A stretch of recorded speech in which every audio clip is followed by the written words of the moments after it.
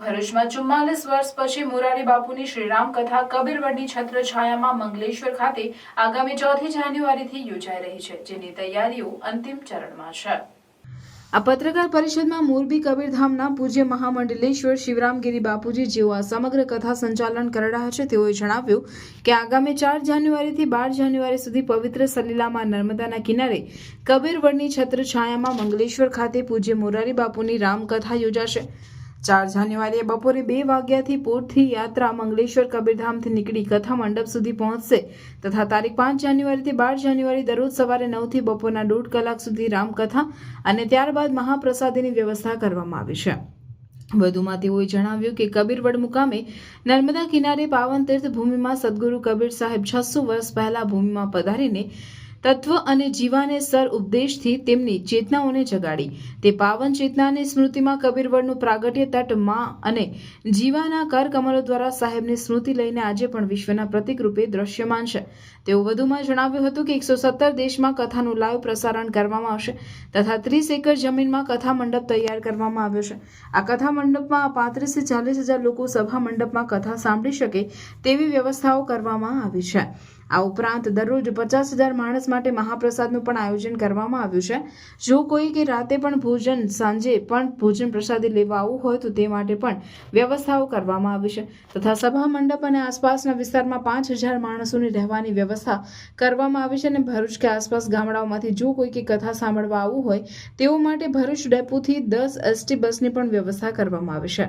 10 બસ ફાળવવામાં આવી છે, જ્યારે સવારે 7 વાગ્યાથી આખો દિવસ બસ ફરતી જ રહેશે અને આ ઉપરાંત તેઓ દ્વારા વધુ 5 બસ પણ ફાળવવામાં આવી છે, જે બસ જેઓના પરિવારજનો તથા અન્ય દેશમાંથી કથા માટે પધારનાર છે તેઓ માટે પણ વ્યવસ્થા કરવામાં આવી છે।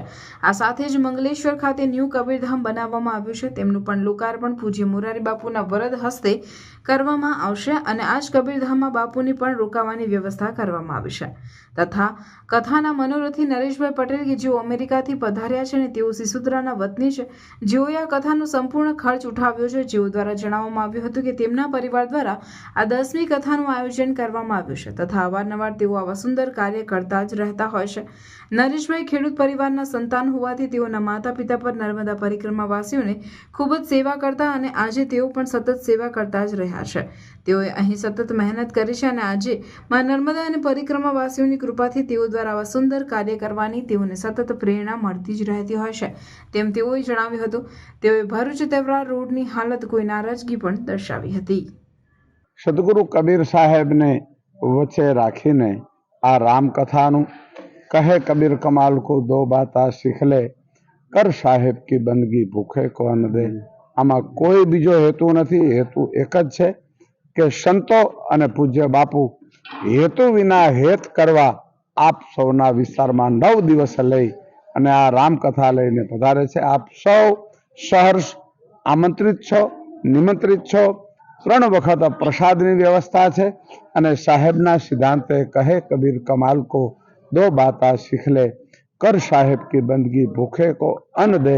અને આ મોટો મહાયજ્ઞ કે જેમાં અન્નદાન દેવાનું છે અને બ્રહ્મદાન દેવાનું છે, એના મનોરથી અમેરિકાના આ નરેશભાઈ પટેલ, જે મારી બાજુમાં ઊભા છે, એમને નિમિત્ત બનીને બાપુ આગળથી આ સેવા માગી છે।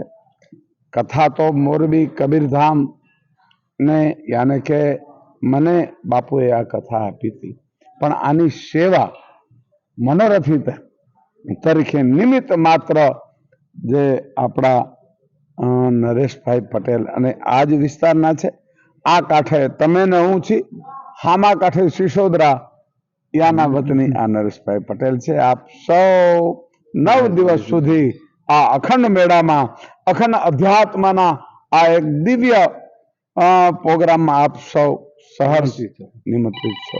મારે અહીંના શાસનને એટલી જ રિક્વેસ્ટ કરવાની કે હું કેટલા 5 વીકથી અહીંયા છું। નબીપુર ઉપર જે કામ કર્યું છે રોડનું અને આ ભરૂચથી અહીંયા મંગલેશ્વર રોડનું જે કામ કર્યું છે, એમાં કોઈ ફેર જ નથી લાગતો। એ જ ખાડા, એ જ મને તો એવું લાગે છે કે એ જનસેવા માટે, શાસક પરિણયનું જનસેવા માટે અને જનહિતાય માટે જ કામ કરી રહ્યા છે. આ કથાનું કામ પણ જનસેવાનું છે અને જનહિતાયનું છે. તો અહીંની સરકાર, અહીંના ગવર્મેન્ટ જો આ થોડો રસ લઈને આ શ્રોતાઓને મદદરૂપ થઈ પડે તો આ રસ્તો જરા ભલે નવો રોડ ના કરે પણ ખાડા તો પૂરે તો આ શ્રોતાઓને એનો લાભ થશે અને વધારે શ્રોતાઓ લાભ લઈ શકશે. એ જ મારી વિનંતી. સુવિધામાં શું રાખેલું છે બસની સુવિધામાં તમે? બસની સુવિધામાં ગુજરાત એસટી એ ઝારેશ્વર ચોકડીથી અને સિટીથી 10 બસો મૂકી છે. એક સવારે 7 વાગ્યાથી શરૂ થશે અને ફરતી જ રહેશે અને બપોરના કથા પછી પણ 2 વાગ્યાથી એ બસો શરૂ થશે અને ફરતી જ રહેશે. સાંજે કોઈને પ્રસાદ લેવા આવવું હોય તો એમાં માટે બસ હશે. બીજી અમે અમારી પોતાની દેશ વિદેશથી જે શ્રોતા આવવાનો છે એના માટે 5 બસ પ્રાઇવેટ મૂકી છે. એ પણ 7 વાગ્યાથી શરૂ થશે અને આવતી રહેશે.